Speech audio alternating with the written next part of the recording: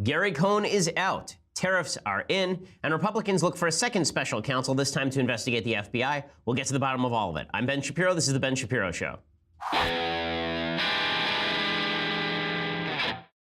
As the hourglass empties, so are the days of our lives. As the staffing turnover at the White House continues, apparently the only person who's going to come back, Jared Kushner apparently just went to Mexico. By the time he gets back, it's going to be like Donald Glover in that scene from Community. He's just going to walk in, everything's on fire, people are hitting each other with baseball bats. That's basically what's happening over at the White House. We'll discuss all of those things. First, I want to say thank you to our sponsors over at Ring.com. This is the video doorbell company that allows you to see and speak to anyone when they come to your door, and they have actually sent us actual footage of Ring busting crooks in the act. So this one is pretty creepy. So this is what it looked like when some creeper went to a door and began trying to break in, apparently. Hey, sorry, we're in the middle of dinner. Can I help you? Yes, how are you? Good, how are you? Good, I haven't seen you in a while. I don't know who you are. I'm Justin. I don't know you, Justin. I met you a long time ago when I was younger. No, I'm sorry, you're in the wrong place. Okay. Much love and God bless for both gods. Well then, so Justin apparently, do we know he was a criminal? No, maybe he was just a crazy creeper. The gloves and the hoodie are not a good indicator, but this is the beauty of Ring.com. You know who's at your front door. There's a spotlight cam now that they have that allows you to illuminate your property as well. Use all of these and let Ring help build a ring of security around your entire property. We have Ring.com at the Shapiro household. It ensures that my kids are safe. It ensures that I don't have to worry about who's at the doorbell even when I am away on business because it rings through to my phone so I can see who it is at my gate. Stop crime before it happens. Help make your neighborhood safer with Ring. Save up to $150 on a Ring of Security kit at ring.com/Ben. That's ring.com/Ben. Again, Ring makes the best apps. They make the best security that there is. Check it out at ring.com/Ben. And again, you get $150 off the Ring of Security kit when you go to ring.com/Ben. So it is, again, we love it at the Shapiro household. And there have been more than one occasion, actually. There's been more than one occasion where I was out of town or I was away at work and somebody rang the doorbell and I was able to see who it was. And that was a good thing because I was able to sort of make sure that it wasn't a creepy person trying to break into the house. Ring.com/Ben. Make sure that your house is safe and get $150 off as well. Use that /Ben so they know that we sent you. Okay, so the big news of the day, of course, is that Gary Cohn, that globalist cuck, is out. Breitbart, of course, is celebrating with pictures of globes popping all over the place. All of it is very, very exciting.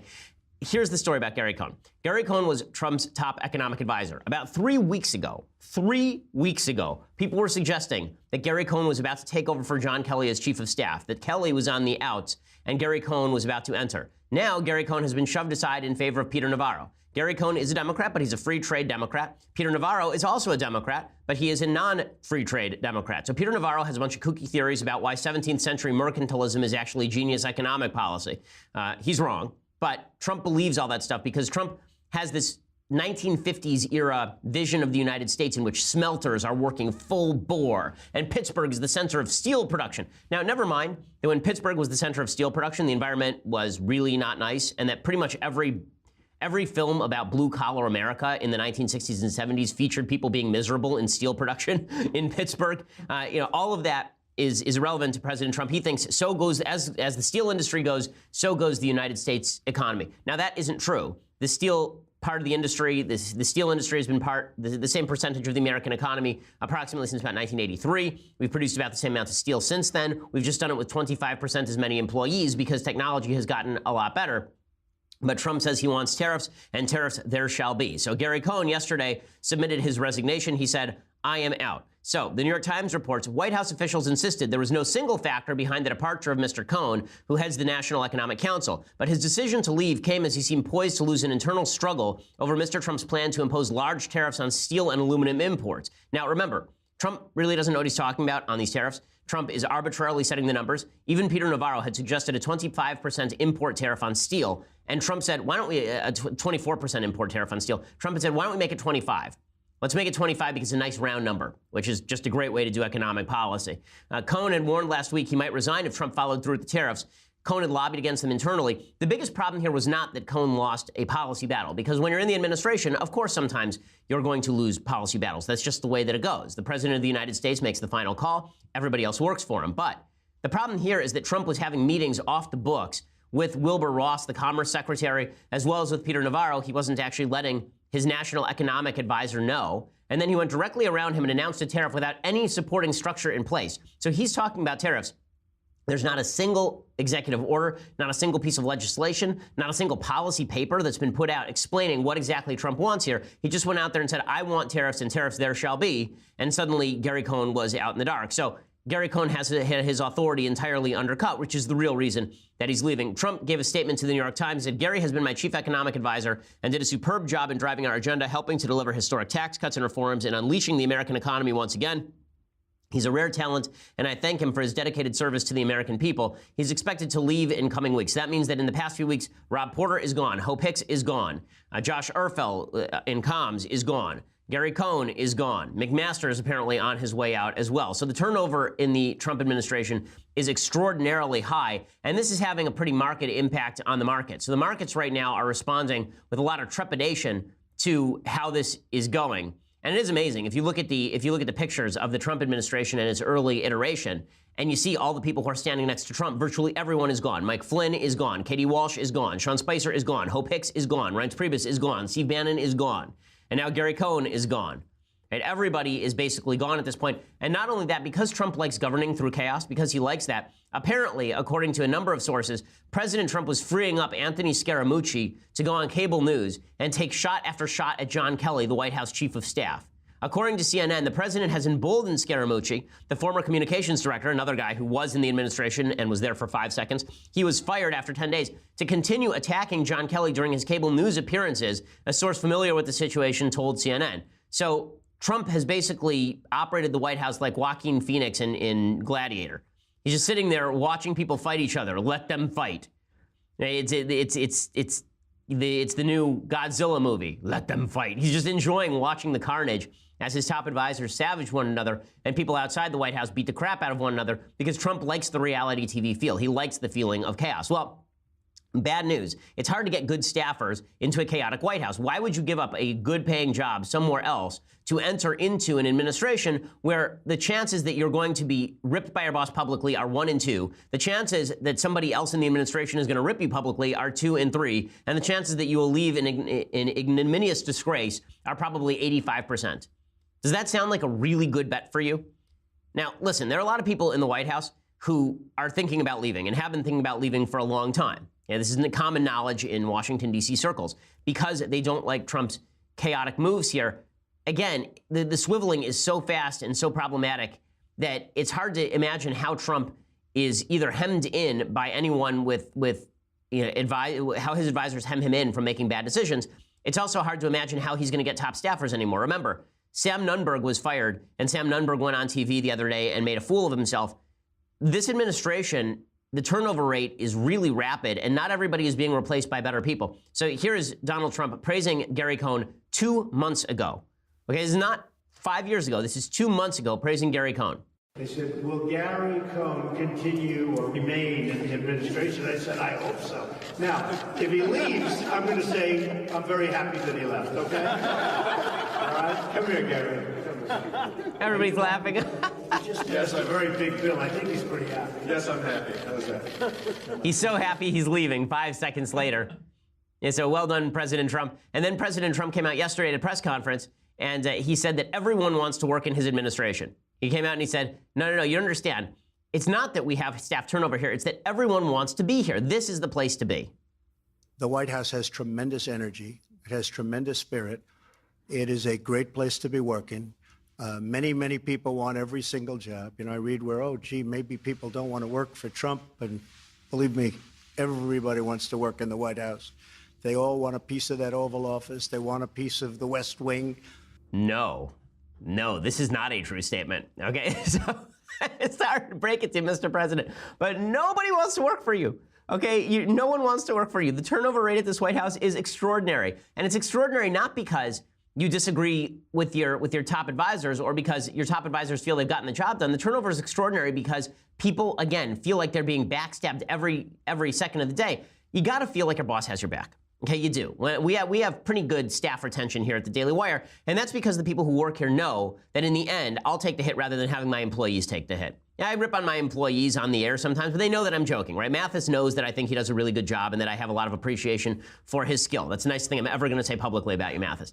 Everybody else here knows that's the case as well. That's why we're able to retain staff and we have good staff loyalty, because we all feel like we're pushing in the same direction. We all have the same general principles about American politics, and because people know that we're not going to stand for employees stabbing each other in the back. But Trump likes that style of management. He thinks somehow that this strengthens him.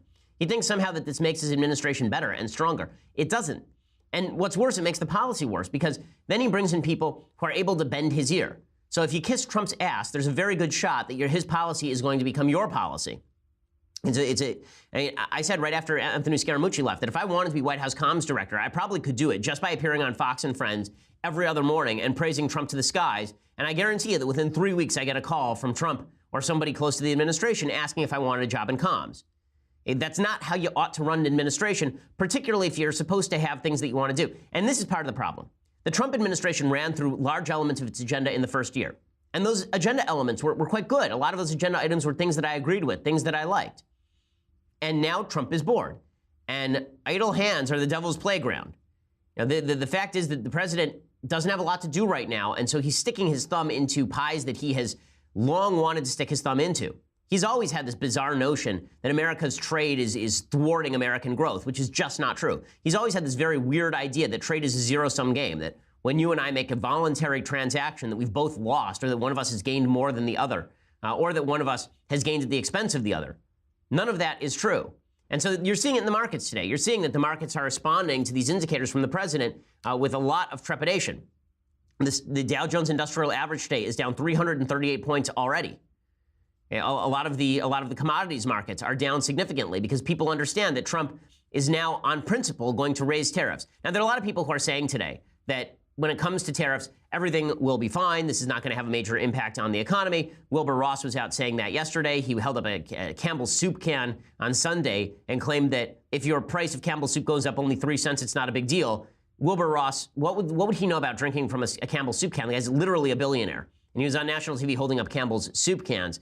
He was talking about tariffs a little bit more yesterday and trying to defend Trump's tariff regime, even though there really is no economic basis for it. Again, the industries that are supposed to be protected here are already dominant in American life. They produce 70% of American steel. Their stock has been up for the past several years. Their production was up 5% on average last year. Doesn't matter. Trump has this vision that we are going to, he has this bizarre utopian notion that we're going to shut down Google and ramp up Nucor. That all the people who are currently working in tech are going to suddenly be working in the smelting industry. It's just not true. It's just silly. I'm going to explain why this is silly in just a second. First, I want to say thank you to our sponsors over at Zeal.com. So March is National Sleep Awareness Week. Well, it's hard to sleep when your back is all racked up, when you've got pain in your shoulders and your neck, and that's why you need to talk to my friends over at Zeal. Zeal.com or the Zeal app, you select the sleep massage. The massage therapist's gender, time, and location for your massage in as little as an hour. You get a 5-star massage in the convenience and comfort of your home. Zeal is truly amazing. I've ordered it for my parents. I've ordered it for my in-laws. I've ordered it for my sister. I've ordered it for my wife. I've used it myself. Zeal's products not only is it great, all the masseuses are licensed and they're all terrific. We've had several masseuses. They're all wonderful. And it is one of the things I say about living in the United States is it's possible to feel like a rich person living in the United States without actually having to be rich. Zeal is one of those apps that makes that possible because there's nothing like having a spa directly in your home, affordably, on demand, and you can do it simply with the press of a button. Zeal is offering you $20 off your first sleep massage with promo code BEN now through March 31st. Okay, these sleep massages help you sleep. They show that it helps you sleep better. It treats insomnia. Again, now through March 31st, Zeal is offering you $20 off your first sleep massage when you use that promo code BEN. So go to Zeal.com and remember to use that promo code BEN or the Zeal app. Use promo code BEN. Schedule your sleep massage today. That's Zeal.com. Promo code BEN makes a great gift for family and friends. Makes a great gift for yourself. Check it out, Zeal.com, Zeel.com, and use that promo code BEN. Alrighty, so Wilbur Ross, the Commerce Secretary, who is one of the driving forces behind the new tariff regime, he was on CNBC yesterday trying to defend how this is all going to work. And his defense is, how shall we say, lackluster at best. He's already indicated a degree of flexibility, I think a very sensible, very balanced degree of flexibility. And I think that you're going to see, as you understand the details of what actually is going to happen, that we're not trying to blow up the world. There's no intention of that. We want to balance our needs to fix the trade deficit with the needs of the economy and the needs of the global economy itself. Oh, well, that thrilling tale right there from Commerce Secretary Wilbur Ross, the most charismatic man outside of Mitch McConnell in Washington, D.C. He must be just fun at parties, Wilbur Ross. And I love that he starts his case by, we're not trying to destroy the world. Oh, that's comforting. Thanks. That's always how I lead off my policy suggestions. I always say, you know, the thing is, you think we're going to destroy the world? I'm not really trying to destroy the world. And then when he talks about trade deficits, again, this is just economic ignorance. Trade deficits mean nothing. Venezuela has a trade surplus. It is a very, very poor country. In fact, if you look up the countries that have trade surpluses right now, it is a pretty good mix of countries that are doing well and countries that are doing poorly. Okay, so I'm going to look up the list right now. The countries with the highest trade surplus in 2016, according to Statista.com, are China, Germany, Russia. Russia's economy has been stagnating in a major way. South Korea, Netherlands, Italy. Italy is a disaster area. Ireland, Taiwan, Singapore. Some of this makes sense because some of these are places where you generate really, really cheap product. China is number one. They have the highest trade surplus. And China's economy has suffered two major stock market collapses in the last 4 years. United Arab Emirates, Japan, Saudi Arabia. Okay, are any of these economies comparable to the United States? Are any of these economies really beating the United States? Is Malaysia beating the United States? Is the Czech Republic beating the United States? Of course not. Venezuela, by the way, as I say, also has this. Italy's basically bankrupt as a country. Brazil is having significant economic troubles. They have a trade surplus. Trade surplus means nothing. Trade surplus does not mean anything. The reason being, if you trade and then you spend more dollars than they do on your product, those dollars come back in the form of capital surplus investment. Okay, they invest in American businesses. They buy real estate. So somebody's saying, what if they come in and buy up the entire country? This was the fear that Japan was going to buy up tons of real estate in America in the early 1990s, late 1980s. And it turns out that Japan's economic program was completely busted because they were focused on the trade deficit. In the 1990s, they suffered a significant depression. Again, it's really, really foolish to make economic policy based on these issues. The United States has had trade deficits, it's had trade surplus in our history. There is no correlation between trade deficit with a particular country and that country doing better than we are. That's just not the way any of this works. But the Trump administration is not doing this for economic reasons, they're doing it for cultural reasons. So here, let me explain why they're doing this for cultural reasons. Again, there's a picture. Okay, politics is about pictures. Politics is about stories. Politics is about narratives. When I say trade deficit doesn't matter, it's true, but Trump is telling a different story. And the story that President Trump is telling is a story that goes something like this. Once upon a time, there were booming industries in the United States, large-scale factories, these big buildings located in Detroit where people worked on employment lines, where they worked on manufacturing lines, and they worked there for 50 years, and they got the gold watch, and then they went home. And they had enough money based on that one salary to support their families. Why can't we go back to something like that? And the answer is because America's economy is much more developed. You have better stuff now. You have cheaper stuff now. The businesses that we work in are better to work in than those businesses. If you had a choice between working in a Pittsburgh smelter and working in the Pittsburgh healthcare industry, you would choose to work in the Pittsburgh healthcare industry. Pittsburgh, by the way, is doing quite well, right? The Pittsburgh unemployment statistic right now, the Pittsburgh unemployment rate currently is 4.6% as of September 2017.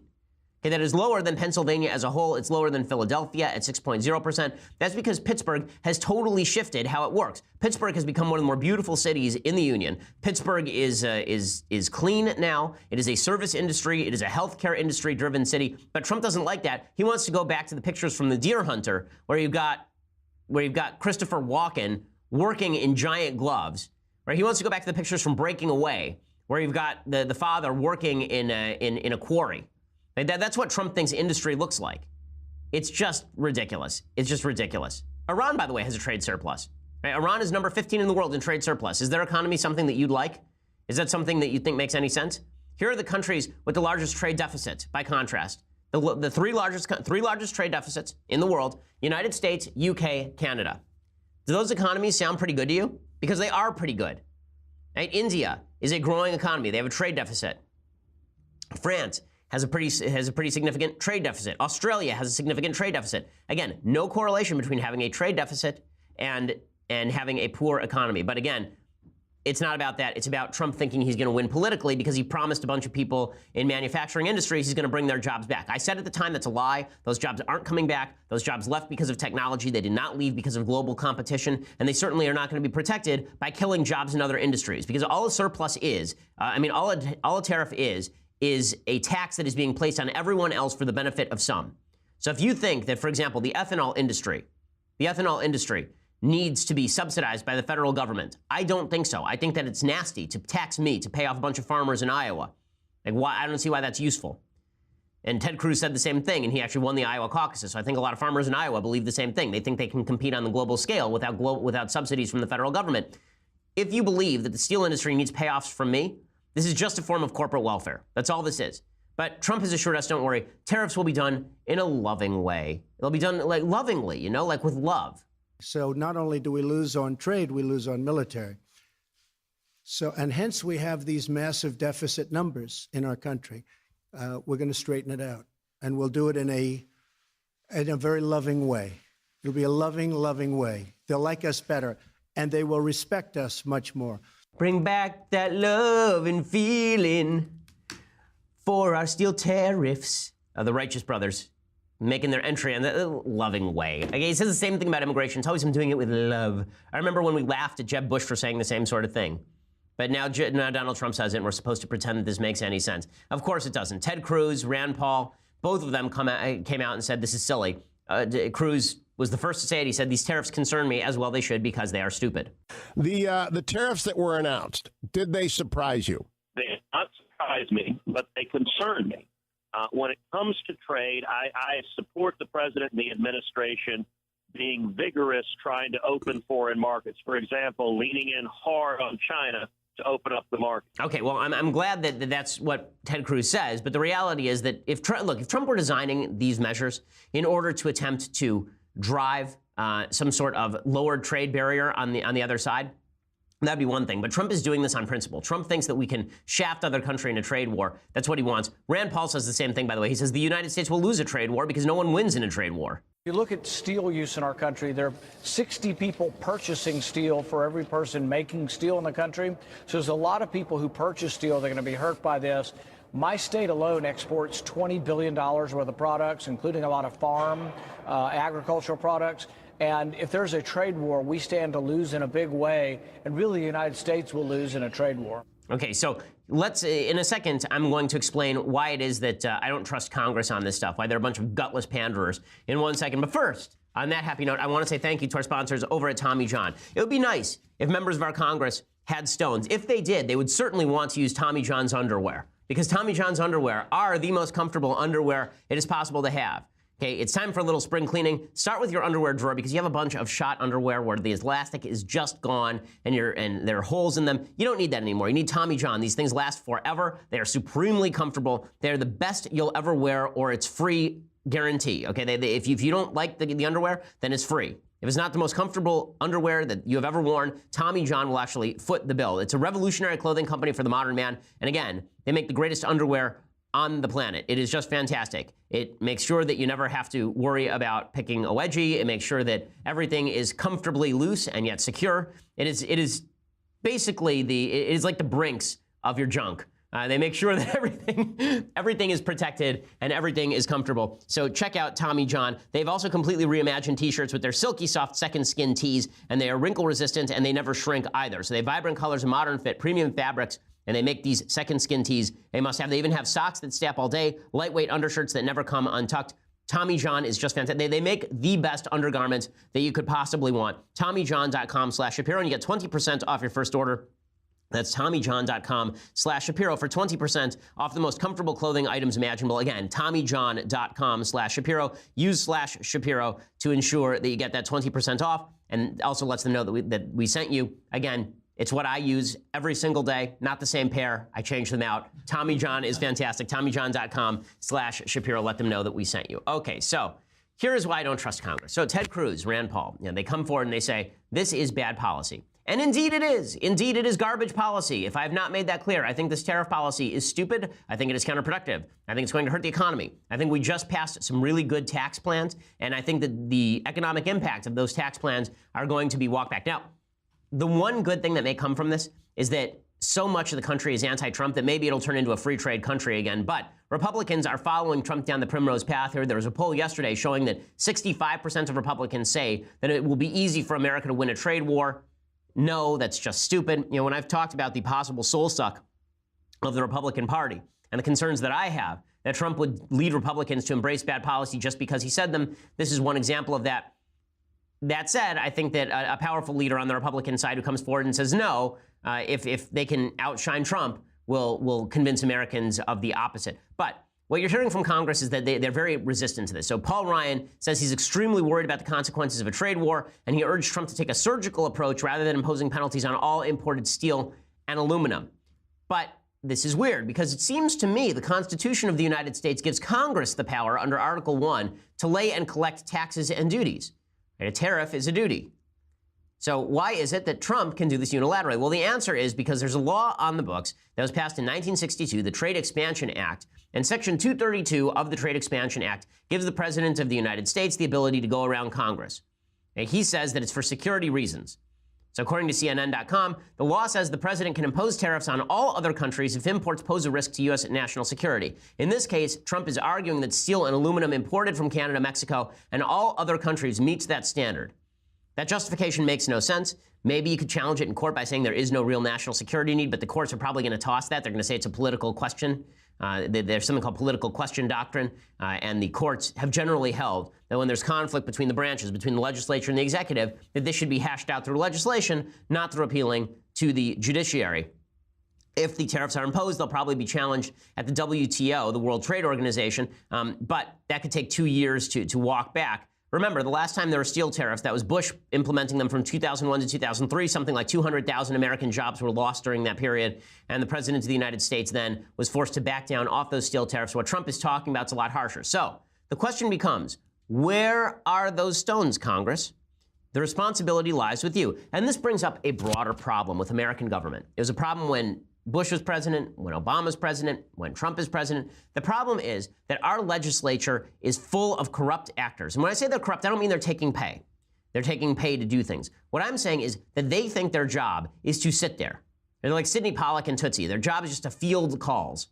And they think that their job is to sit there and delegate authority to the executive branch. The executive branch has grown in size and scope over the course of time. The number of federal employees in the executive branch at the beginning of the 20th century was extraordinarily low. And the number of federal employees over time has grown in the executive branch massively. So right now, in the executive branch, there are literally 2 million people apparently working in some capacity for the executive branch. At the beginning of the republic, you could fit the executive branch in a water closet. The executive branch was like 15 people because that's how the government was supposed to operate. It was supposed to be small. Now the executive branch has grown just in outsized ways. It's pretty astonishing. I'm looking up the statistics right now. Right now, as of 2015, there are 1.8 million people working for the federal executive branch. That's an astonishing statistic. That's even up from 2006 when it was 1.6 million. Trump is cutting some of those people. But, I mean, look at these numbers. Look at these numbers. When you talk about the executive branch, these numbers are insane. There are 325,000 people working for the VA. There are 233,000 people working for the Department of the Army. There are 196,000 people working for the Department of the Navy. There are 54,000 people who work for DOT, the Department of Transportation. There are 74,000 people working for the Department of Agriculture. There are almost 4,000 people working for the Department of Education. There are 15,000 people working for the Department of Energy. Nobody even knows what the Department of Energy does. Okay, when Rick Perry took over that job, he legitimately had no idea what it did. He thought that it was about oil. It turns out it was about protecting our nuclear weapons. If you look at the executive branch civilian employment since 1940, it has grown enormously, enormously. I'm looking at the Office of Personnel Management right now, and the chart looks like this, right? 1940 now. The statistics are just incredible, and that's disturbing. And the reason for that is because the founders were wrong about something. By the way, this is, you want to know something crazy? Okay, so this is in thousands. In 1940, a grand total of 700,000 people were working for the executive branch in 1940. Today, there are 1.8 million people working for the executive branch. Maybe more, maybe over 2 million people. So we have tripled the size of the executive branch in the last 80 years. And before 1940, it was way less than that. But in the early 20th century, it was really, really, really low. So what happened? Again, the founders were wrong. So the founders thought, if you read the Federalist Papers, which we go through every Monday here, when you read the Federalist Papers, what you see is that the founders were deeply concerned with the idea that there would be ambitious people in every branch. There'd be ambitious people in the legislature trying to grab power, and there are ambitious people in the executive trying to grab power. There are ambitious people in the judiciary trying to grab power. And so what we needed were a bunch of checks and balances that would prevent anyone from centralizing too much power. And so if the president wanted to usurp power, the legislature would step in and defund him, or not give him the power to do so. If the president overrode his constitutional authority, the judiciary would step in. If the judiciary overrode its constitutional authority, the legislature would defund the judiciary. If the legislature overrode its authority, the president would veto. In other words, all of this was predicated on an assumption about human nature and the nature particularly of people in politics, which is people in politics want power. It turns out that what people in politics really want is adoration without responsibility. What people in politics truly want is to be loved without actually having to do anything and without being held responsible for anything. They want all of the plaudits with none of the accountability. That's what they want. And so the legislative branch has kicked everything over to the president. Now, the president typically is somebody who wants power, because if you run for the president of the United States, you're typically not doing so to avoid responsibility. You're typically doing so because you want to be the guy. Right? The president is basically like an elected king in the American system at this point because of the federal bureaucracy. Bureaucracy didn't exist in the 19th century. The federal bureaucracy was minimal. It was only at the beginning of the 20th century with Woodrow Wilson and the progressives and Teddy Roosevelt that there was this weird idea that happened that experts in the executive branch were better qualified to write the regulations under which we live than the people we elect. So unelected bureaucrats will take over all the real regulatory and lawmaking authority, and the legislature will just kick everything over there. So now we have a system of perverse incentives. We have a set of people in the legislature who will bitch and moan about stuff that's happening in the executive branch, but they don't actually want to do anything. Because if they do anything, they're going to be held responsible for doing something. Right? Let's say that Congress came along and they said to President Trump, we hate your trade program, we're removing the authority for you to do what you're doing.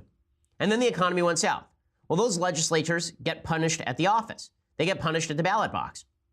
What if they just bitch and moan about it, and then the economy goes south? Well, then they get to say, I told you so, without actually having to take responsibility. The legislature could tomorrow revoke the authority of the President of the United States to unilaterally impose tariffs this way. They could. They're not.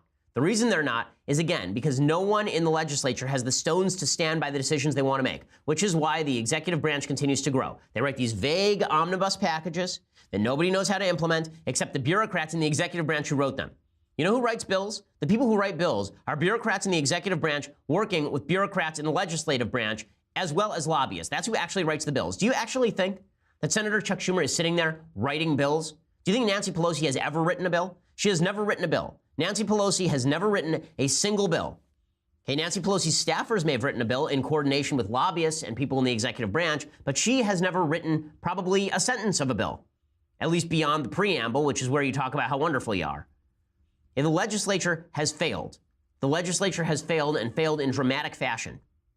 And the reason that the legislature continues to kick authority over is because they're attempting to avoid responsibility. The judiciary is happy to centralize authority in the executive branch because the judiciary is again, a federal institution. And the way the judiciary gains power is by enjoying the privileges of being part of a federal government over which it gets to preside. And the executive always wants to grab power. So the constitutional structure has been completely inverted here in a serious way. Article 1 of the Constitution was the legislature. Article 2 of the Constitution was the presidency. Article 3 was the judiciary. Now it's almost backwards in terms of importance. Now it's almost judiciary, presidency, legislative branch. The legislative branch has become a defunct institution. The legislative branch has unfortunately become a vestigial organ of American governance. And that's a real problem. It's a real problem because President Trump is not ambitious enough to overthrow the constitutional order by just running roughshod over the legislature. Plus, he has a Republican Congress, so it's not really an issue. But there are presidents who have, and presidents who would like to.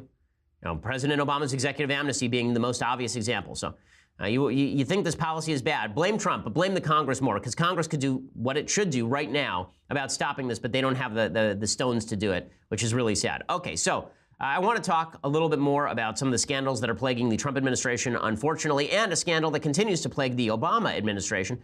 But first, you're going to have to go over to dailywire.com. So for $9.99 a month, you can get a subscription to dailywire.com. That means you get the rest of this show live.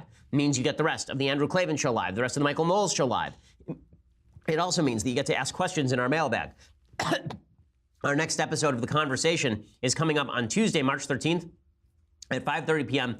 2:30 p.m. Pacific, featuring your favorite human, me, coincidentally also my favorite human. Subscribe today. Be a part of the conversation so I can answer your questions in this hour-long live Q&A. The conversation will stream live on Ben Shapiro Facebook page and Daily Wire YouTube channel. It'll be free for everyone to watch. Only subscribers can ask the questions.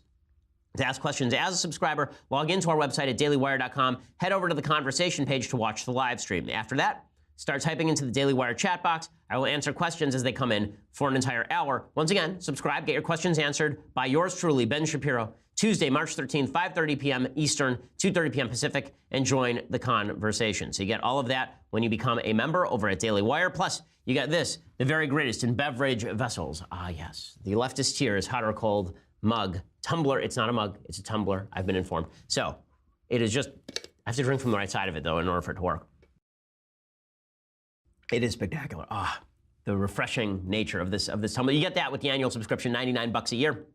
Cheaper than the monthly subscription. Check it out. Or check us out later, YouTube, iTunes. Please subscribe. Please leave us a review. It always helps us. We are the largest, fastest growing conservative podcast in the nation.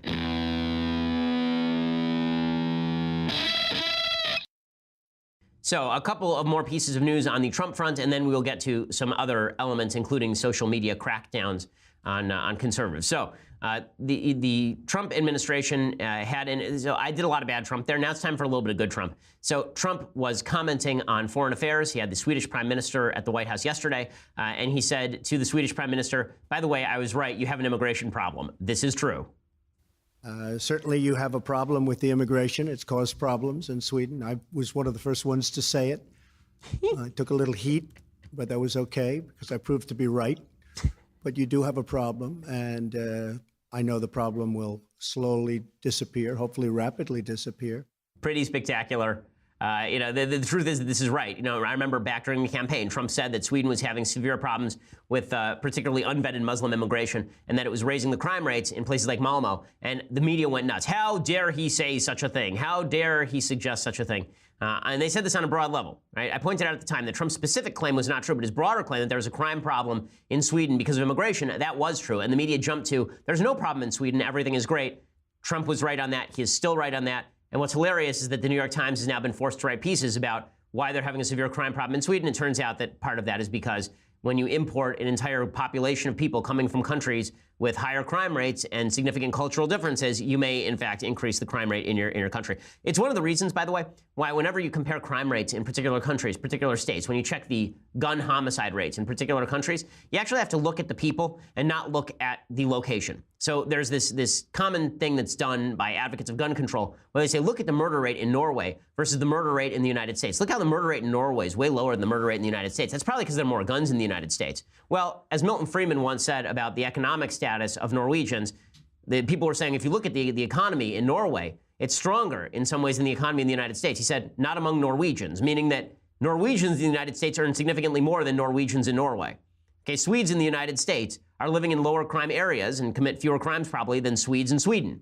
And so you actually have to look at the people who you're talking about if you want to compare apples to apples and not apples to oranges, because it's people who are picking up guns and committing crimes. This is why population matters. This is why you have to treat everybody as an individual. But if you are assessing whether a group of people generally is more or less likely to commit crimes, then you have to look at the statistical variability there, and you have to look at cultural differentiation. It's not an ethnic thing, it's not a racial thing. This is about cultures, it's about religions, it's about the assimilatability of particular people who are from different cultures. Okay, so Trump said that to the Swedish prime minister. Other things that he said, so yesterday he said, we are looking at sanctions on Russia. He said, we're not going to allow Russia to influence 2018. This made the press very upset because, of course, their theory has been that Trump is working hand in glove with Russia and that in 2018, Vladimir Putin will come and personally stuff the ballot box for Devin Nunes in his district, which is, of course, very silly. Here's Trump saying this. But are you worried about Russia trying to meddle in the midterm election? No, because we'll counteract whatever they do. We'll counteract it very strongly. And we are having strong backup systems. And we've been working actually, we haven't been given credit for this, but we've actually been working very hard on the 18 election and the 20 election coming up. Thank you very much. Okay, so good for Trump for saying this. And again, they are talking about leveraging harsher sanctions on Russia as well. So that's the good news for Trump. The bad news for Trump is that Stormy Daniels, a porn star, is suing him. So that's awesome. So I will say that Black Lives Matter had the stupidest tweet I've seen in a long time yesterday. They said that The President of the United States paying off a porn star to keep silent. This is the lowest point in American history. And I thought to myself, the name of your group is Black Lives Matter. You might have thought maybe slavery was the low point in American history. Like if you're going to go with low points in American history, President paying off porn star, not good. Slavery, kind of worse. Internment of the Japanese, pretty bad. Jim Crow, kind of crappy, right? Lots of really bad things have happened in this country. The Trail of Tears, few bad things have happened that are worse than the president paying off a porn star. That said, is it a useful thing? Is it a good thing that the president of the United States has been profligate with his member? Is it a good thing that the president of the United States has stooped half the porn stars in Hollywood? Probably not. And the fact that Stormy Daniels is now suing him means another round of stupid headlines that are going to be annoying and irritating. And it is not good that the president, when it comes to his sexual character, has none. So that is obviously a problem. Okay, so meanwhile, speaking of scandal, top Republicans are now calling for a second special counsel, this time not to investigate Trump-Russia collusion, but to investigate FISA abuses. So yesterday, House Judiciary Committee Chairman Bob Goodlatte and Representative Trey Gowdy demanded the appointment of a special counsel to investigate conflicts of interest and decisions made and not made by current and former Justice Department officials in 2016 and 2017, noting that the public interest requires the action. Gowdy, who is, I think, an honest guy, and Goodlatte, who I also think is honest, penned a letter to Attorney General Jeff Sessions and Deputy Attorney General Rod Rosenstein. They say matters have arisen both recently and otherwise, which necessitate the appointment of a special counsel. We do not make this observation and attendant request lightly.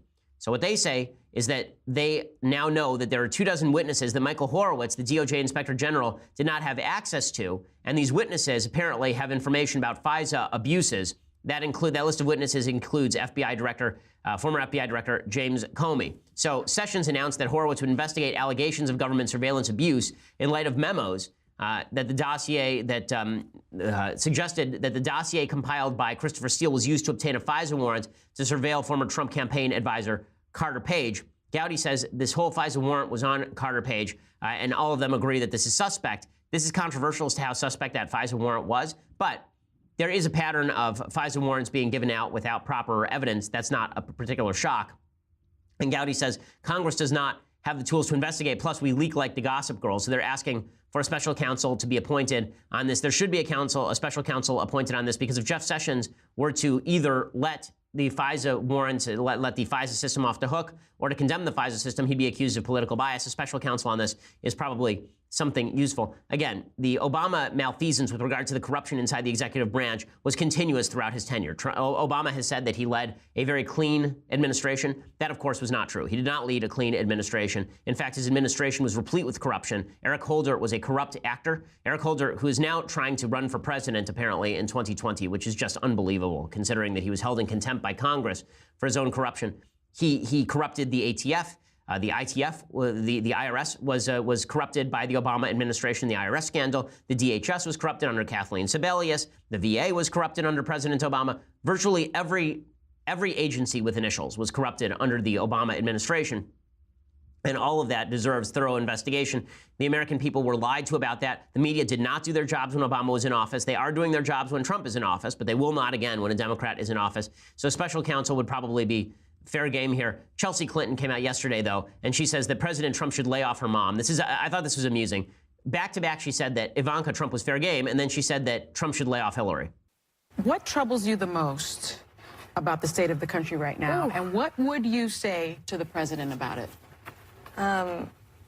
Please do your job. Focus on your job.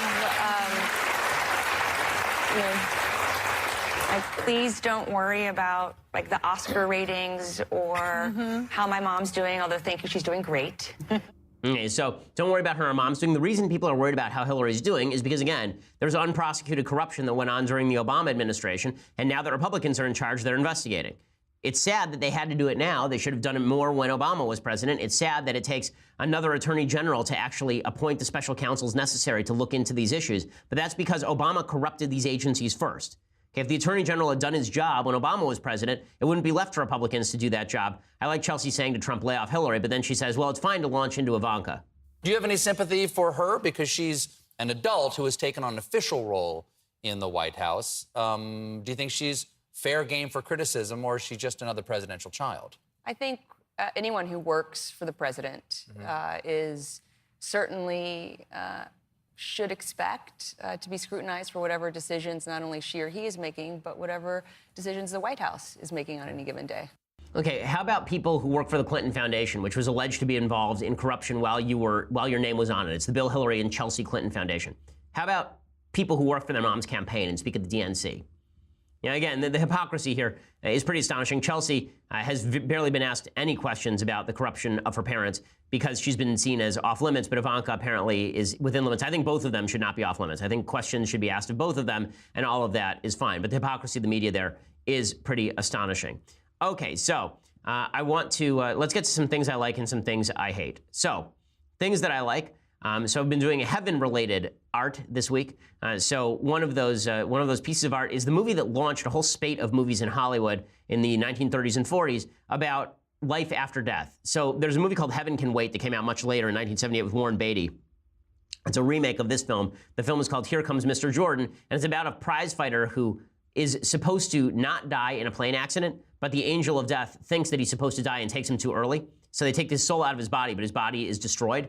And so the soul is supposed to be put back down in earth. And so it's about his soul inhabiting other bodies and him trying to make a life for himself doing that. The movie is Here Comes Mr. Jordan. Stars Claude Rains and Robert Montgomery. Here's a little bit of the trailer for it. Right into the thick of a murder. Is it going on right now? Yes.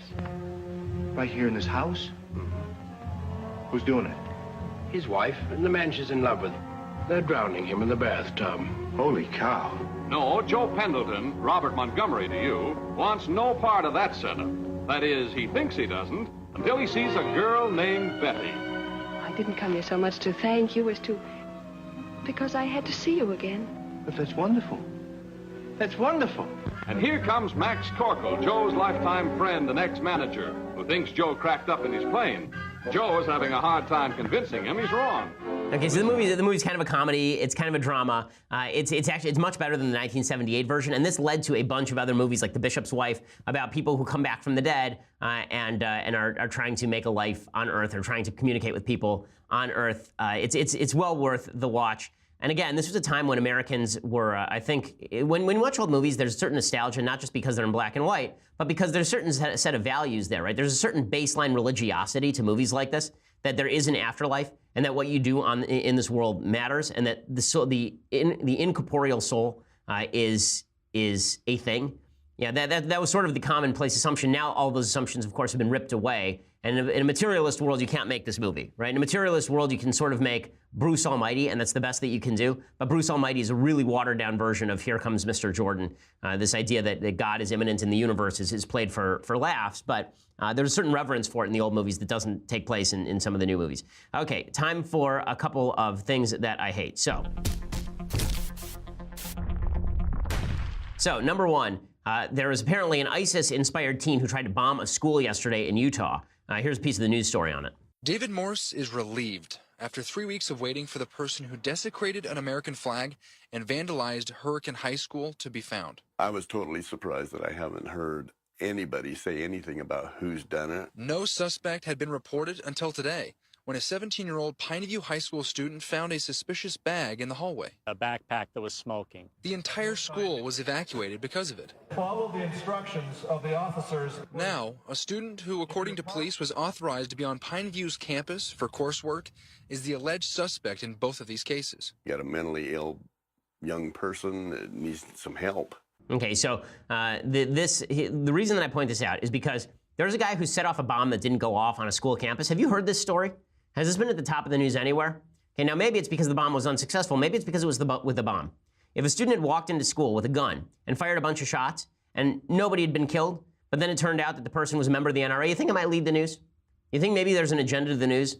Yeah, this sort of demonstrates that there's a pretty significant agenda to the news. Okay, other things that I hate. So speaking of the news and bias in the news, one of the things that's been very irritating for people in conservative media has been the biases in the algorithms at major companies like Google and Facebook and YouTube and Twitter. And those biases are pretty obvious. You can see that, for example, Google banned you from searching for guns when you shop. So if you type in the word gun when you Google shop, it doesn't show up, no results show up.